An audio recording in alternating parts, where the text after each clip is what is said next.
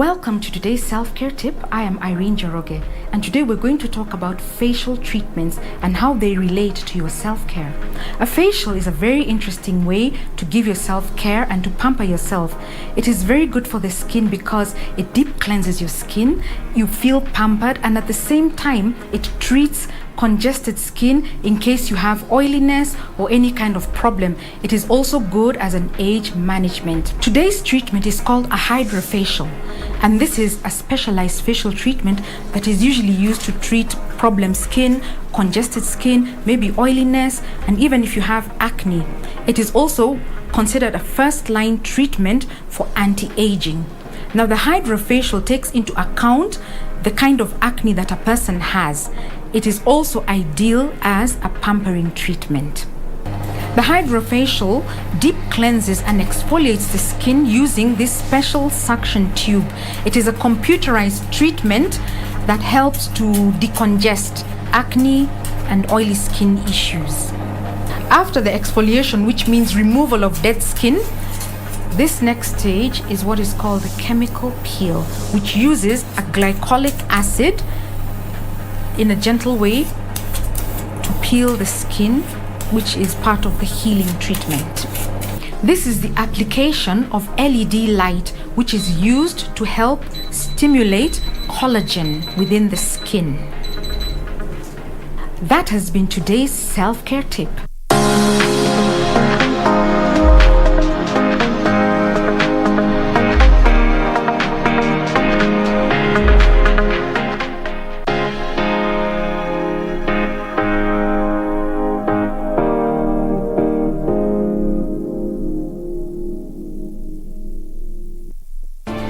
Do you have a news story to share with KBC? Get in touch swiftly on email newsroom@kbc.co.ke, call 0723 892 654 or 0734 780 124. All holders are notified to report and surrender unclaimed financial assets to the Unclaimed Financial Assets Authority on or before November 1st, 2021. It is now easier to report and surrender. Visit www.holders.ufaa.go.ke and get started. Beat the November 1st, 2021 deadline. It's your turn. Pass the baton. Unclaimed Financial Assets Authority. Receive, safeguard, reunite.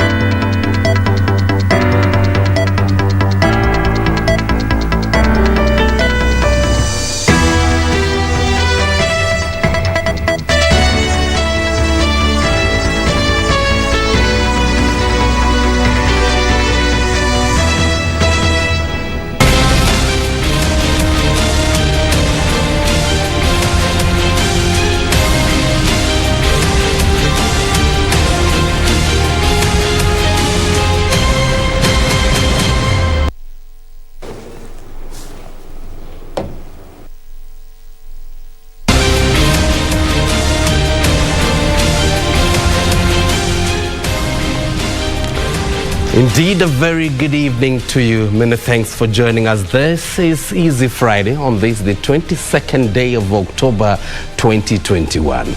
My name is John Kago. Many thanks for making time to watch Easy Friday. Tonight, I'm riding solo, at least for the first part of the bulletin, because Spotlight is on a bit later with Shiksha Arora. I'll tell you what she'll be handling later. So, but first things first, some of the stories we're handling for you tonight. A family tonight is in mourning. They've lost a son. Reason? Some boys decided to storm a girls' school. Now the boy was beaten to death. What's happening to our boys? That's a story we're looking at tonight, a sad one.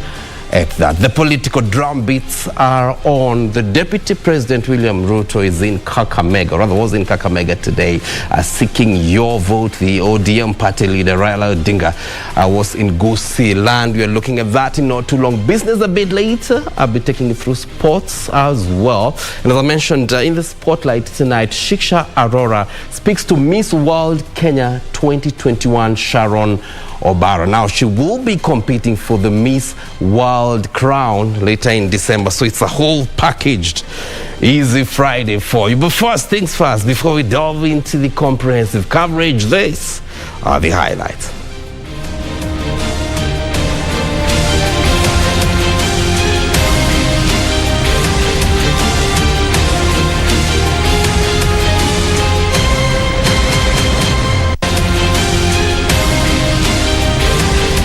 Niambia tu mtoto wangu alitoka akarudi shule na nikamake sure amerudi shule. Waniambia wakati niwapelekea mtoto alitoka shule aje. Security in schools. Break in by boys into girls' school turns tragic.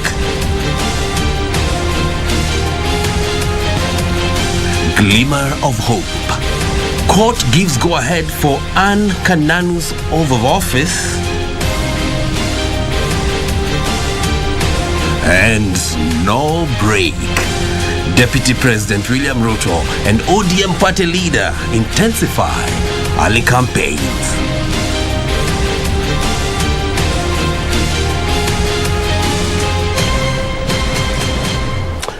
A warm welcome back. My name is John Kago. Our sign language interpreter is Susan Thuku. We are starting on a sad note tonight. Now, a post-mortem conducted by pathologist Dr. Eunice Nugweni on the body of Brian Mbage Minor, a Form 4 candidate at Gavitoine Secondary School in Githunguri, who was allegedly murdered at Komodhai Girls, reveals that the cause of the death was head injuries due to a blunt object, rather blunt force trauma consistent with assaults. Now, Mbage's family, who received the report, has called for justice for their son. Mbage was allegedly in the company of 6 boys from Gathiruini Secondary School in Githunguri, Kiambu County, who had raided a girls' dormitory at the nearby Komodhai Girls' Secondary School on Wednesday night. Githunguri Sub-County Deputy Police Commander George Kipkoros said the girls raised an alarm prompting the boys to flee. Mbage wasn't lucky, however, was subjected to mob justice. And in conjunction with the Ministry of Education officials, we are in working together with them to see that our schools are safe. The sad news of his sudden demise shocked his family. The truth. The sad news of his sudden demise shocked his family. Swali yangu ni moja tu. Mtoto juu nilimpeleka shule na kuna security kwa shule, alisneak aje shule. Then after that, kwenda hata uko kwa girls, alienda aje. Na wenye walimpiga juu sijajua, walimuuliza nini, na alikuwa na uniform, walimuuliza nini. So I wished for the school to give me the whole information about what happened to my son. The family wants justice for their 17-year-old son who was about to clear his secondary school education. Niambia tu mtoto wangu alitoka akarudi shule na nikamake sure amerudi shule. Waniambia wakati niwapelekea mtoto alitoka shule aje. Kitu naweza omba sana ni upelelezi ifanywe very fast, ili na sisi tulidhike na hiyo maneno. Watu wote mwenye ametajwa kwa hiyo kesi anavaa kwenda ndani by now, so that ndio asianze kuinterview na evidence ya hii kesi. Hiyo ndio kilio changu, na I think hiyo ndio kilio cha familia. Police said investigations into the killing are underway. A post-mortem results indicate that he died of excessive bleeding from head injuries inflicted by blunt objects. That we cannot condone such incidences, and the school heads and administration should carve or should contain the boys or the girls and their schools and be in charge of the administration of the school. Beatrice Gatonyangetich, Easy Friday. Thank you, Beatrice. Now, 3 police officers have been charged with aiding the escape of self-confessed serial killer Masten Wanjala. Now, Philip Mbithi, Kamakia Mutuma and Precious Mwende pleaded not guilty and were granted a cash bail of 150,000 shillings. Elsewhere, acting Nairobi Governor Anne Kananu can now be sworn in as the governor after her predecessor Mike Sonko lost an application seeking to bar her from doing so. The 3 police officers, Philip Mbithi, Kamakia Mutuma and Precious Mwende, were accused of neglecting official duties and aiding the escape of prisoner Masten Wanjala, a self-confessed serial killer. The trio are alleged to have committed the crime on the night of the 12th and 13th of October 2021 at Jogoo Road Police Station in Nairobi County. They denied the charges before Senior Principal Magistrate Bane Duchoi and were granted a bond of 300,000 Kenyan shillings and a surety of the same amount, or an alternative cash bail of 150,000 Kenyan shillings. The case will now be mentioned on the 4th of November. Elsewhere, former Nairobi Governor Mike Sonko's application to stop the swearing-in of Anne Kananu as the county governor has been dismissed. The court ruled that Sonko had been out of office for more than 10 months and is no longer Nairobi governor. Therefore, this now paves the way for the acting governor, Anne Kananu, to be sworn in as the Nairobi governor. However, if it's determined that his political rights were violated, Sonko will then be paid damages. For Easy Friday, I'm Serafina Robi. Deputy President William Ruto has asked his competitors not to involve President Uhuru Kenyatta in their aspirations, but to allow him to serve Kenyans. Ruto says former Prime Minister Raila Odinga and the One Kenya Alliance should live up to the reality that they will face him in next year's general election. Hey, Baba. The Deputy President was in Kakamega County Friday. He accused the opposition of angling for President Kenyatta's endorsement. Ruto called on the former NASA principals to allow the president to work for the millions of people who elected him. Hawa wadosi wote mimi nataka niwaambie wawache kusumbua Uhuru Kenyatta. Uhuru Kenyatta sisi ndio tulimsaidia akakuwa rais. Saa hii wanamzunguka sijui tupange. Wawache Uhuru Kenyatta, wanashindana na mimi, hawashindani na Uhuru Kenyatta. Wakuje, they must face me. We are telling Gideon Moi, Kalonzo Musyoka, Musalia Mudavadi, Raila Odinga, time is running out. Whether you come as a group or as an individual, the Hustler Nation is waiting for you at the ballot. Ruto says the leaders have no plans and agenda for the country. The reason they were hanging around President Kenyatta for direction and support. Si mwingine alikuwa Prime Minister, si mwingine alikuwa Deputy Prime Minister, si mwingine alikuwa naibu wa rais. Lakini hawana chochote wanaweza kuonyesha wamesaidia Kakamega hii. Sasa wewe umekuwa na nafasi ya uongozi miaka hii yote, huna hata alama kidogo ya kuonyesha uongozi yako. Wewe unakuja kuuliza rais, kwani rais ni urembo? Leaders accompanying the deputy president rallied the region behind his presidential bid, saying he would initiate policies to aid the economy of Western Kenya. Mahasla wote hawa ambao wako nyuma yako wanataka ile mfumo yao ya bottom up ikuwe implemented. John Jacob Kuria, Easy Friday. Still staying with politics, ODM leader Raila Odinga has revealed that it took the intervention of President Uhuru Kenyatta for him not to be charged with treason for his mock swearing-in ceremony after the disputed presidential poll in 2017. Speaking in Nyamira, Raila said President Uhuru Kenyatta put aside all their political differences and sought a lasting solution to the political acrimony that rocked the country each election cycle. Achola Simon has more details. As In yet another revelation of the intrigue surrounding his swearing in as the People's President to protest President Uhuru Kenyatta's victory in the 2017 presidential race, ODM leader Raila Odinga said he took the president's intervention to get away with an act deemed treasonable. When the country was totally torn, people had drawn different maps of the country, they dismembered the country. There was a United People's Republic of Kenya, and then the Republic of Kenya. Kasema sasa tuchome pesa yote ya rais, alafu tuanze kutoza ushuru tuendelee mambo yetu kupande yetu.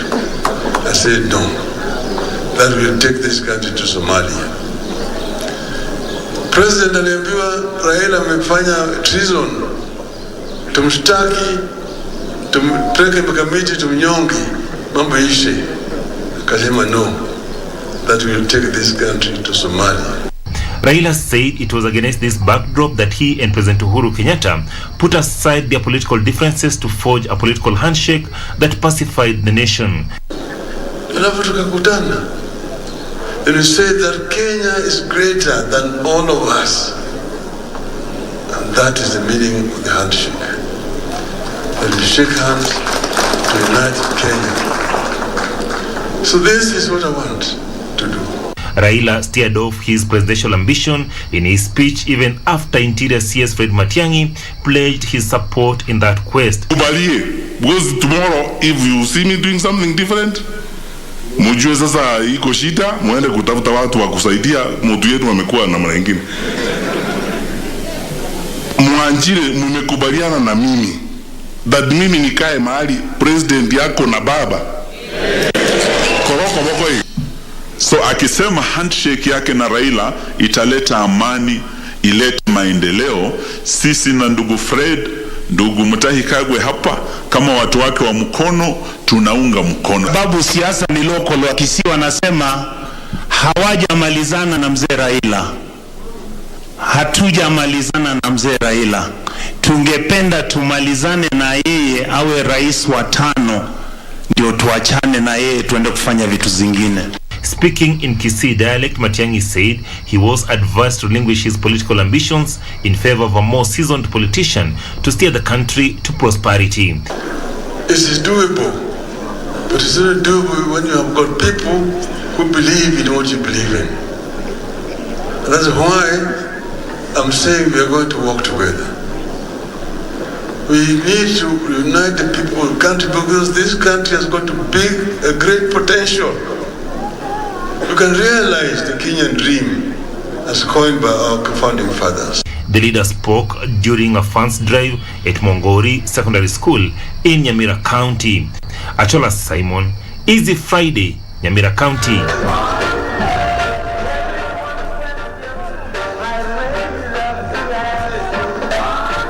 Now, Kenya has recorded 124 new cases of COVID-19 from a sample size of 7,356 tested in the last 24 hours. The new figures represent a 1.7% positivity rate. Now, total confirmed cases are 252,499, while cumulatively the tests done so far are slightly over 2.6 million. Now, 6 patients have succumbed to the disease, all of them being late deaths reported after conducting facility record audits in the months of August, September and October 2021. Now, this now pushes the cumulative deaths to 5,249.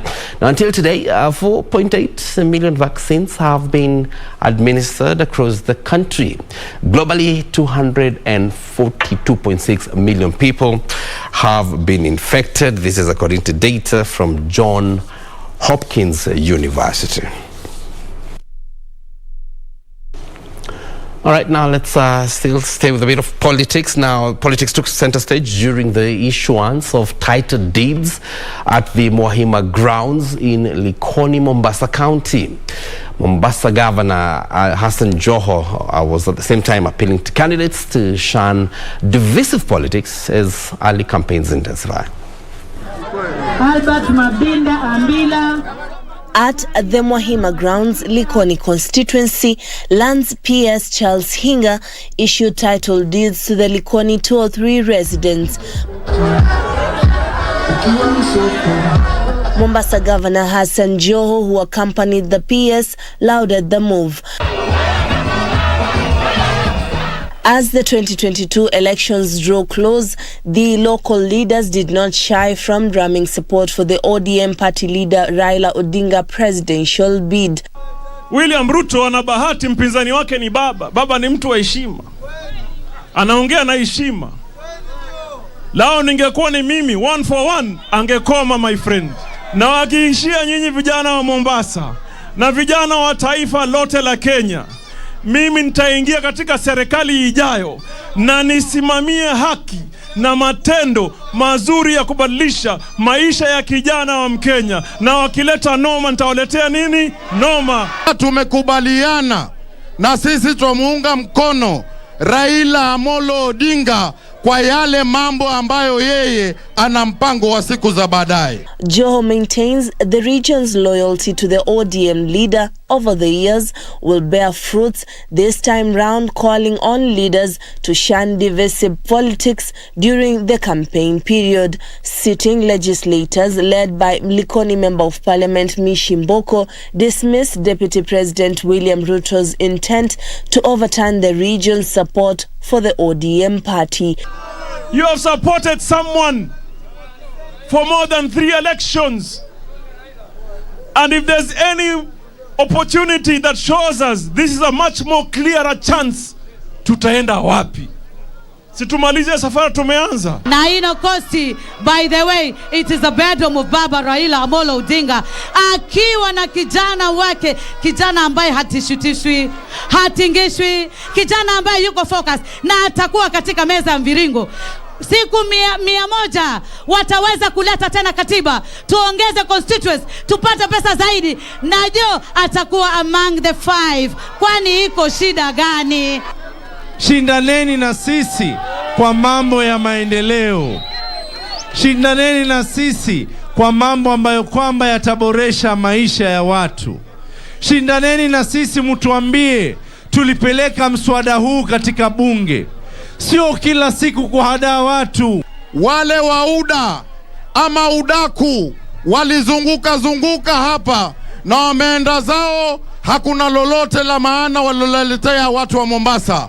Mombasa is ODM na ODM is our business. Juni Karisa Mbele for the Easy Friday from Mombasa County. All right, and time for us to take a breather. We are back in not too long. Business is also on the way for you, a bit later sports. And on the spotlight tonight, Shiksha Arora speaks to Miss World Kenya 2021. All this on the other side of the break. Keep watching. My name is John Kago.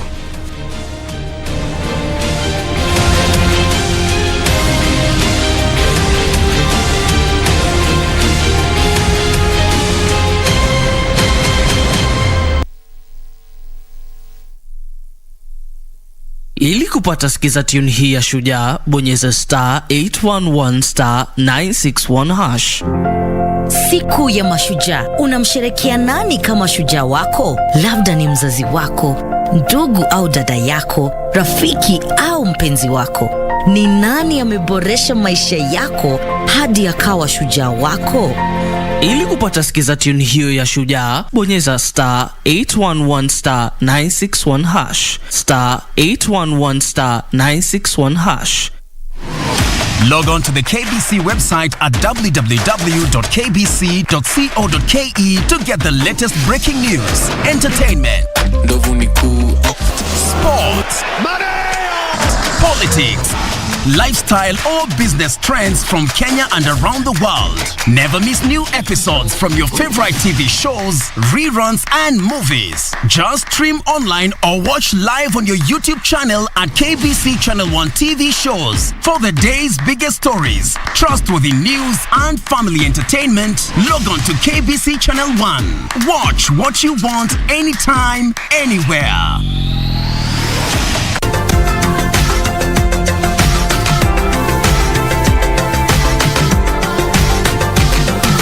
talk about the importance of ensuring that you're disciplined, to a healthy lifestyle. When it comes to diet, they say you are what you eat, and actually that's the truth of it. Because actually whatever you eat, it dictates your nutritional status. Sometimes you may be very consistent and disciplined, but the results are not coming so fast. What should motivate me to keep going for 6 months, 8 months? I'm still, holding on to this. And most of the time, these foods are not so interesting. When it comes to weight loss, you're not going away from the foods that you're used to. It is the same food that you're used to, but now you're eating with discipline.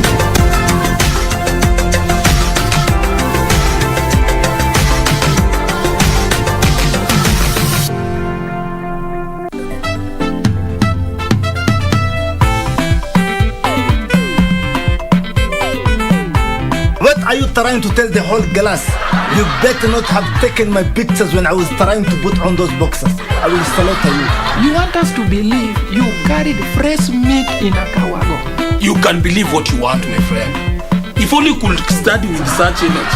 Stop interfering. We are not interested in your necessary details. Actually, we are not even interested on whose house you're going to destroy this. Julia, you are very lucky. I don't want to spoil my nails because next time, where? It was a wagon. His dad's wagon. The one that he drives on Thursdays. How did you even know he drives a wagon on Thursdays? Women and poking their noses. Classmates, every Saturday on KBC.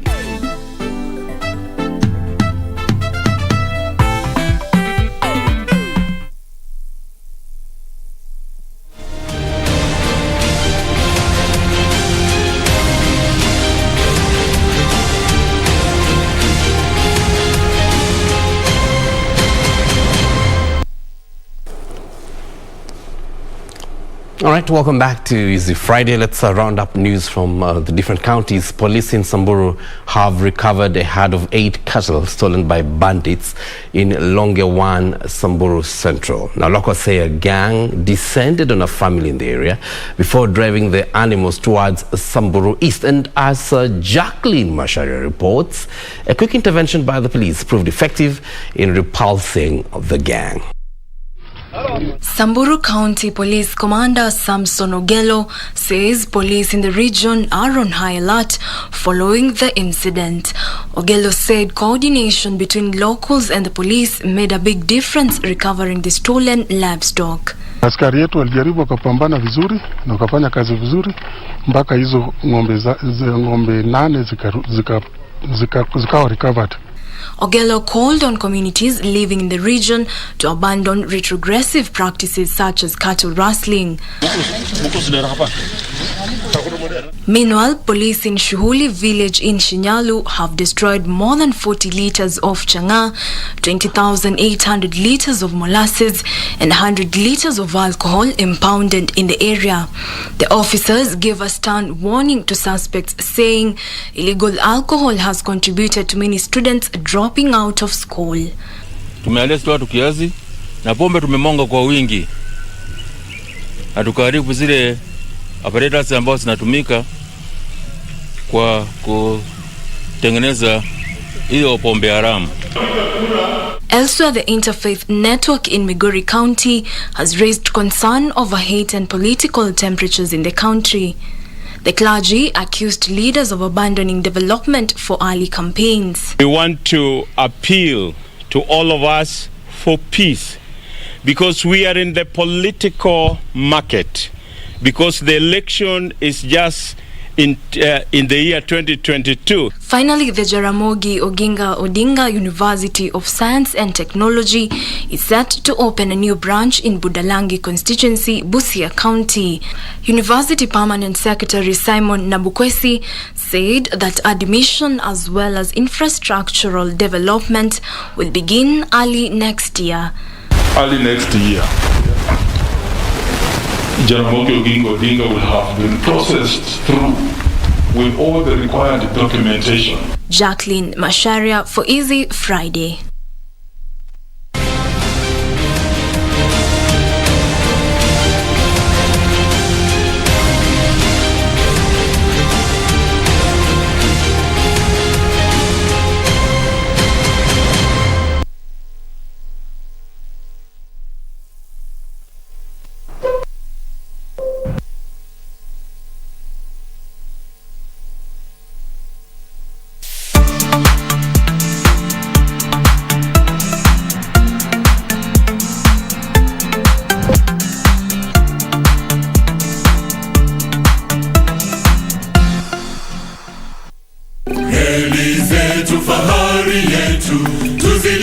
For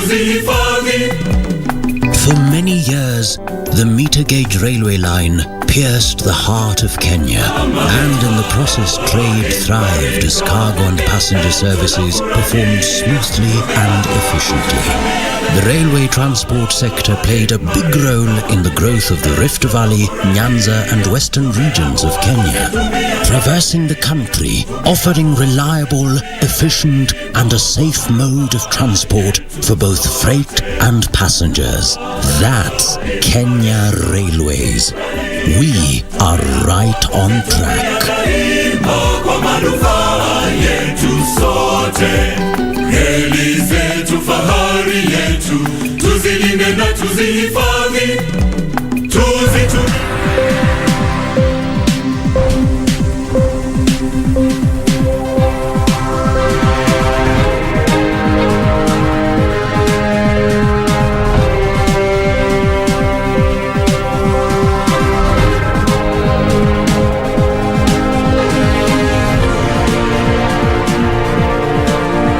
Welcome back. It's good to have you as now we look at the latest in the world of business on this Easy Friday edition. My name is Carol Jenger. Now, bars and hotel owners want the government to turn entertainment sports into inoculation centers. The National Bar Owners Association says this will accelerate the vaccination exercise, which is still below the national target. The umbrella body has further welcomed the government's decision to extend operating hours for hotels, restaurants and pubs. The COVID-19 vaccination exercise has been slow due to public apathy and logistical challenges, with only 5 million Kenyans so far vaccinated against a total target of 10 million by December. To bolster these efforts, bar and hotel owners say they are willing to partner with the government to have the vaccination centers held within their establishments. The purpose and the spirit is the alcohol industry is determined to ensure that vaccination is taken in the highest level possible. With the curfew lift and extended business hours, stakeholders in the entertainment sector are a hopeful thought, expressing confidence that the ongoing vaccination program will boost tourist numbers and accelerate economic recovery. Will not recover at once. It will take us 10 years for us to recover.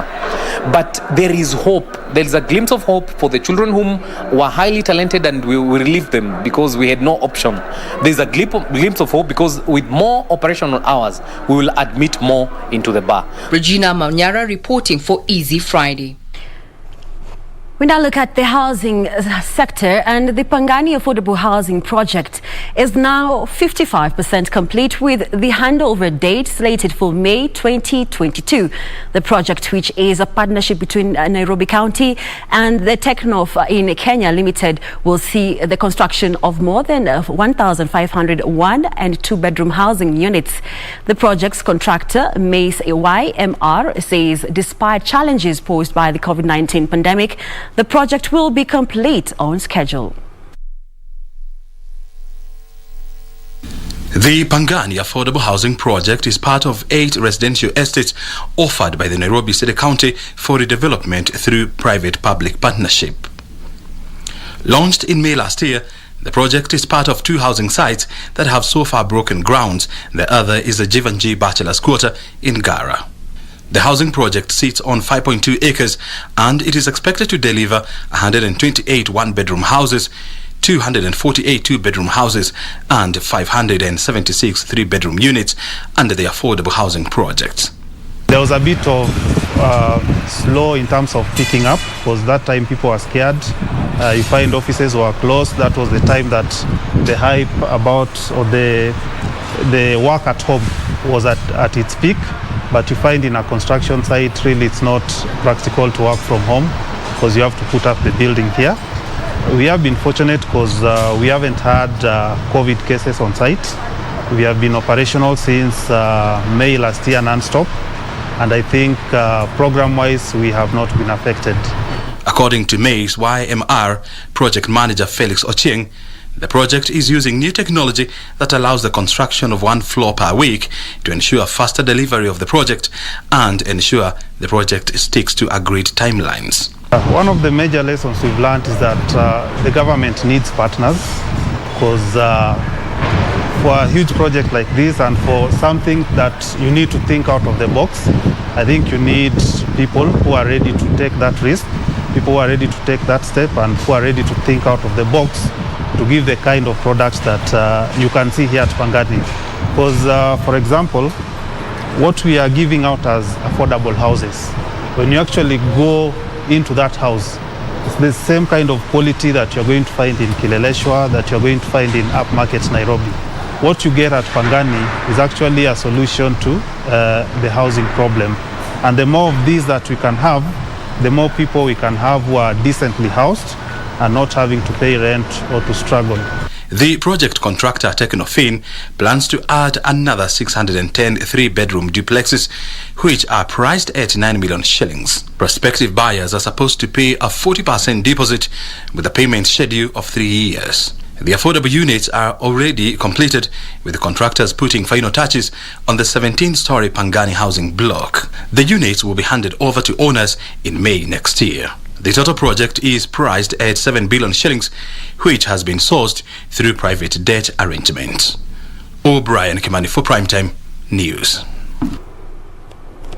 Well, we can only hope that this project will be complete on time, as this will bring us will bring us to close to the housing deficit gap that is existing in the country. Now, moving on to the tea subsector, where tea prices hit a high of 333 shillings per kilo last week, as the government intensified reforms in the subsector. Despite a 9% drop in production, earnings were cushioned by the improved tea prices at KTDA managed factories.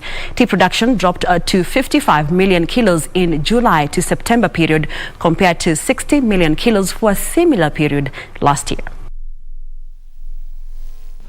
In the last 2 years, the government has carried out major reforms in the tea subsector aimed at improving prices and production. The reforms have seen a total overhaul of Kenya Tea Development Agency, management and shareholding, while the Ministry of Agriculture has set a minimum reserve price of 250 shillings per kilo of tea. KTDA says despite a dip in productions, earnings to farmers have remained high in the last quarter, as the average price of tea reached all-time high of 333 shillings mid this month. The agency says production is expected to improve following the allocation of 1 billion shillings for subsidized fertilizer by the government on Wednesday. During his Mashujaa Day speech, President Uhuru Kenyatta directed National Treasury to allocate tea subsector 1 billion shillings to help procure subsidized fertilizer to be distributed to tea farmers in the country. KTDA says production will further be boosted by Kenya's directive aimed at lowering the cost of tea farming inputs. The tea agency says so far it has imported and distributed a total of 65,000 tons of fertilizer, while an additional 21,000 tons were produced locally to bridge the shortfall between the required volumes and that which was imported. Kenya is optimistic of a major rebound in economic activities in the remaining part of the year. Their positive sentiments are premised on the reopening of the economy, improving vaccination numbers and recovery in the global economy. According to the KPMG East Africa CEO Outlook, 82% of company chiefs are positive about 2021 economic growth prospects, compared to only 32% mid last year. Globally, companies continue to exhibit resilience by formulating strategies to address the dynamic economic circumstances presented by the pandemic. Most firms adopted remote working as part of their business continuity strategy. Although businesses continue to operate in uncertain times, 82% of the chief executive offices in the East African region are confident about the growth prospects of their economies and their operating environment. According to the 2021 KPMG East Africa CEO Outlook survey, most of the CEOs in East Africa are considering strategic alliances with third parties, mergers and acquisitions to drive growth, while diversifying sources and locations of input to strengthen their supply chains for business resilience. The captains of industry interviewed, however, say the biggest risk they face in growing the organization include emerging and/or disruptive technology at 32%, supply chain risk at 15%, and cybersecurity risk at 10%. Supply chains risk remain a major threat for companies in East Africa, with 74% of the CEOs noting that their supply chains have been under increasing stress over the past 18 months. Well, and that is all we had lined up for you from the business desk. But before I go, I will leave you with the foreign market report as well as the NSC report. My name is Carol Jenger. Have a good night. See you next week for more business news.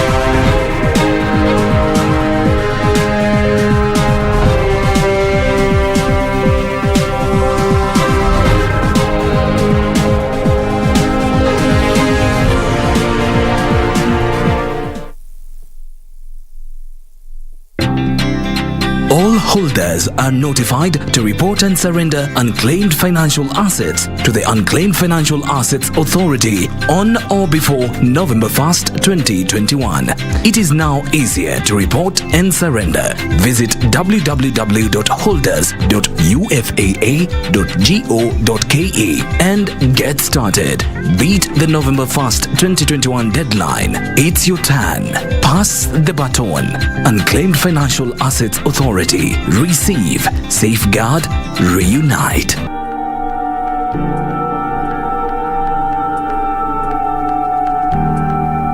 Pete, I've loved you from day one when it was even close to impossible for me. I didn't ask for you to love me. Respect, Christine. It seems you have a lot of savings then. Me, I'm a baby girl. I deserve soft life. Si lazima ikuwe pesa yangu. Mimi na wewe mambo ya kesi tustahili kuongea. Si sana kindani, kidogo kidogo tu. Kwa koti tutakutana huko. Kwa nani? Ni Mark. Wow. Stop asking questions. Hello, Christine. Christine, what's wrong? We need to fire Lawrence. She's in the living room. You need to know which side you're on. You need to open your eyes and know which side you're on, okay?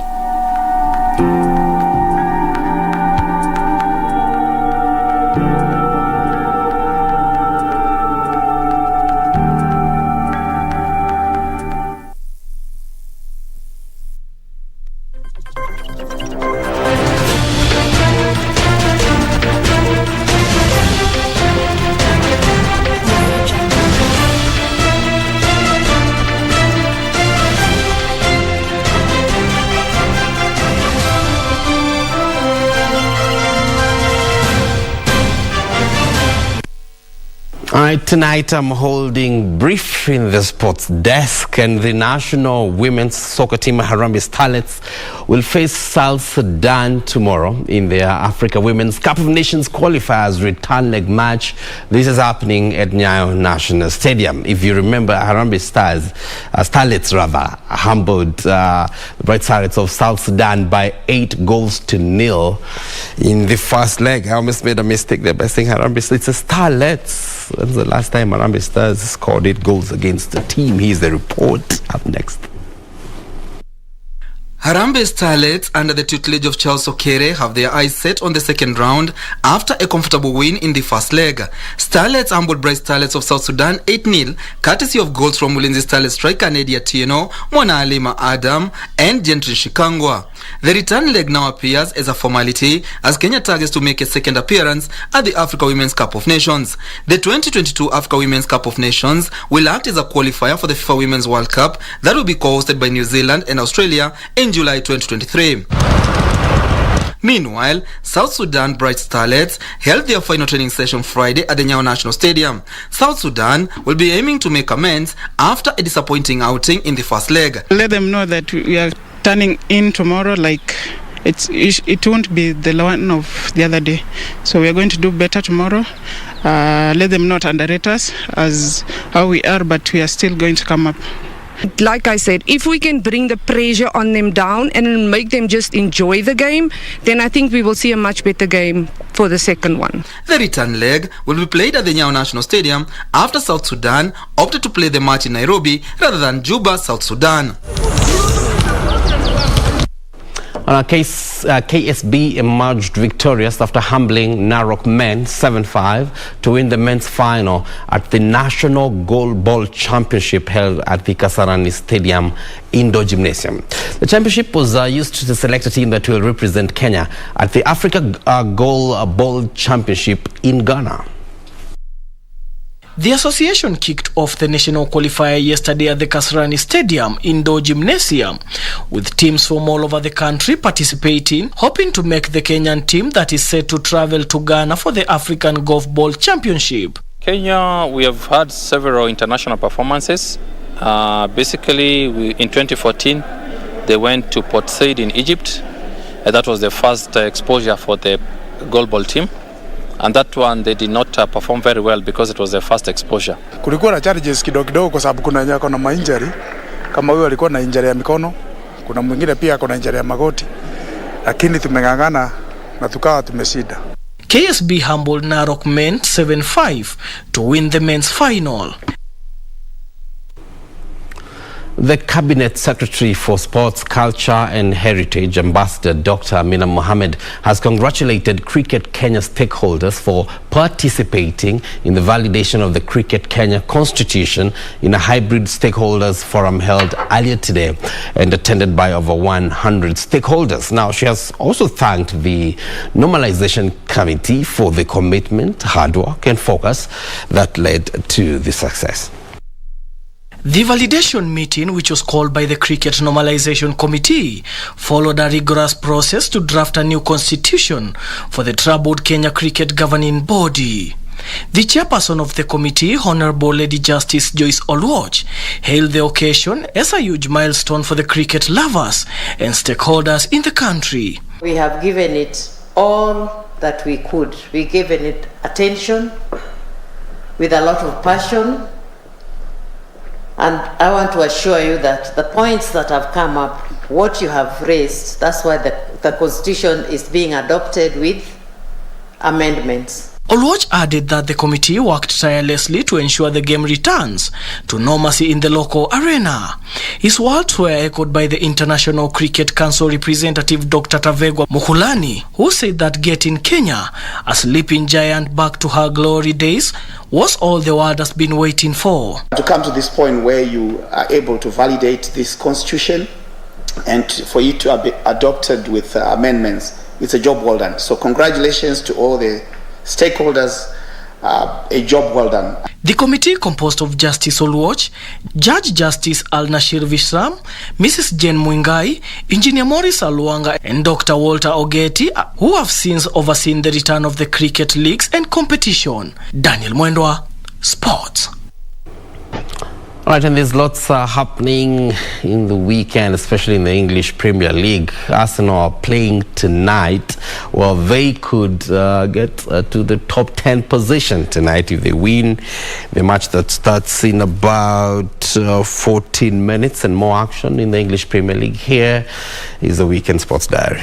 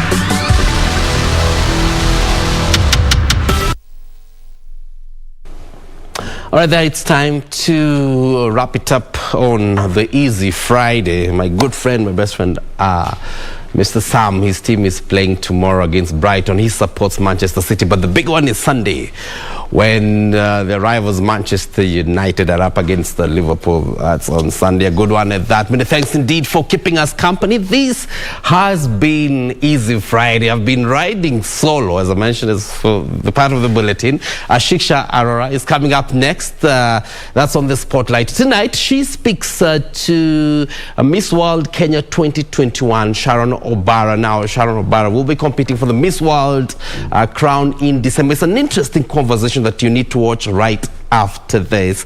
On behalf of the team, and as we continue to take you through the spotlight, my name is John Kago. See you back next week. That's on Friday. Good night, so long. Our sign language interpreter has been Susan Thuku. So long.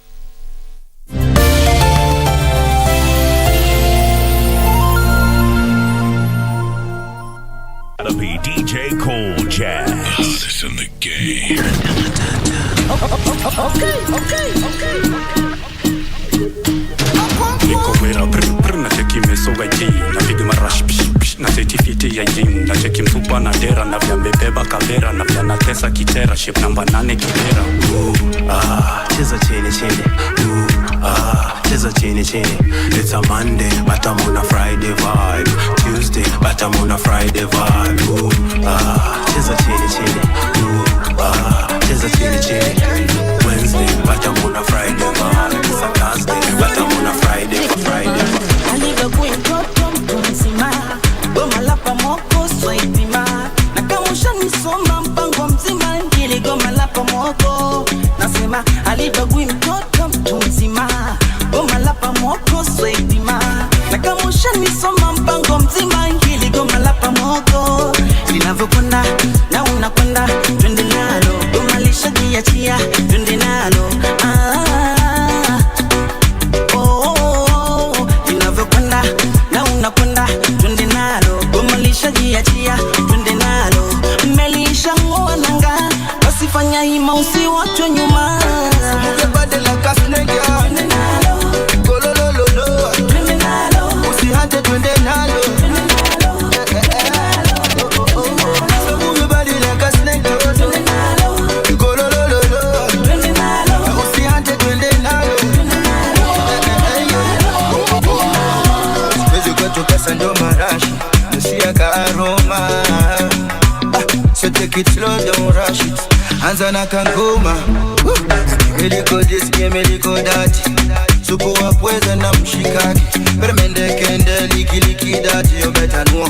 Mkomi ya robo. Niko na kashamba uko paradise. Nakweka uko juu.